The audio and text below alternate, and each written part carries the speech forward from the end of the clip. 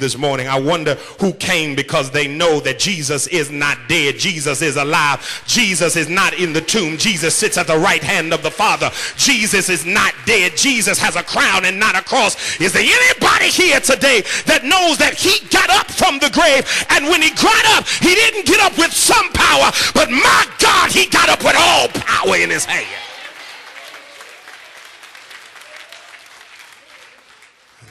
They stand there in a quiver and a quake as they hear the angels revealing to them words that they cannot truly comprehend. The Bible says that they are perplexed, and there they say, remember what he said. He says that he would be turned into the hands of sinful men, crucified, buried, and rise again. And as they are hearing these words, it sounds like white noise. As they are hearing these words, they cannot understand the full import, the full impact of what they're saying, because when there have been traumatic things you have seen, it's difficult to remember what you have heard. Can I preach it the way I feel it? You know, there are moments in life when you have witnessed some stuff, and you have experienced some stuff, and you have seen some stuff, and despite what you have heard, despite what you have received, despite what has been revealed to you, the trauma of what you've seen with your own eyes, it makes it difficult to remember what you heard with your own ears. They hear them talking to them. They hear them saying words, but they cannot really comprehend because their cognitive function has now lapsed. Their ability to make words and polysyllabic symbols make meaning and symbolic reference is not available. They are totally lost. How can I believe what you said when I think about what we saw? Can I tell you what they saw? They saw him beaten. Need I call the roll? The moments and the events that led to the death of our master. Need I take you through the Via Dolorosa, down that road, how Jesus was taken from judgment hall, from the court of Caiaphas to the court of Pilate? Need I tell you how they stripped him and mocked him, took a crown of thorns, placed it on his head, stuck it in his brow, and the blood came streaming down like streams of water? Need I remind you how they took their fists and they struck him and said, tell me who hit you? How they took a strap of leather embedded with rocks and glass and metal and began to strap him, and flesh began to rip like paper and rip like glue. Maybe do I need to remind you of how they had him bear his own cross, and that bare naked body felt the pierce of splinters of wood being etched in his skin as he climbed the incline toward Golgotha's hill? Need I remind you how they took a long 7-inch spike, jammed it in his hands, jammed it in his legs, stuck a spear in his spine, and to add insult to injury, they gambled his clothes in front of his own face. You cannot remember the story with vivid attention and reminder without being moved and being quaking at the sight and the remembrance of what your Jesus endured. Remember, this was put in clear depiction for me and for you about 7 years ago in a movie called The Passion of the Christ. I will never forget when that movie aired and that movie premiered around the world, and they showed huge lines of people who were ready to go into the movie theater. And I remember coming down the escalator of the Union Station Theater in Washington, D.C. And as we were coming down for our show, there were people who were coming up from their show, and they did not speak. But you could see the well of tears in their eyes. You could see their eyes now dry, their tear ducts now dry because they had wept. And I will never forget, as I stood in that movie, as they whipped him and they beat him, there was a man who stood there in the middle of the movie with his hands lifted up. And as Jesus was beaten, we could see the figure of the shadow of a man who could not see the face of his master being beaten. And he stood up in the middle of the movie.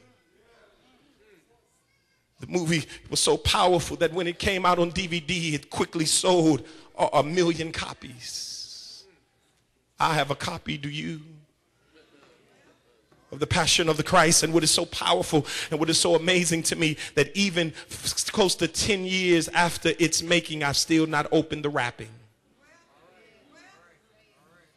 The DVD still sits in my shelf. Why? Because I cannot think to unravel and unwrap and remember the ugliness of that moment. May I ask you a question? What have you seen? What brutality have you witnessed? What ugliness have you been privy to with your own eyes? Have you seen it or have you felt it? May I call the roll? I wonder, are there silent sufferers in here of emotional abuse? Perhaps your abuse was not emotional. Was there some measure of verbal abuse? My God, did it be manifest itself in blow after blow? Have you experienced sexual or physical abuse? What have you seen that makes it difficult for you to remember what he said? Am I preaching to anybody? Because sometimes what you have seen can be so tragic and so traumatic and so ugly and so debasing and so humiliating that it destroys you, and it does something on your inside, and things that were working one way get reworked altogether differently. I was looking not too long ago, about 2 weeks ago, in Jet magazine. And then Jet magazine, you get it too, don't worry.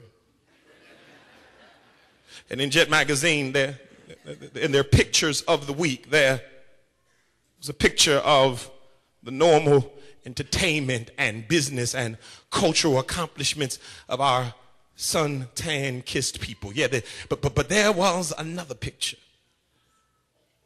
of a little boy, a Haitian boy, who was sitting on a stoop in a town square.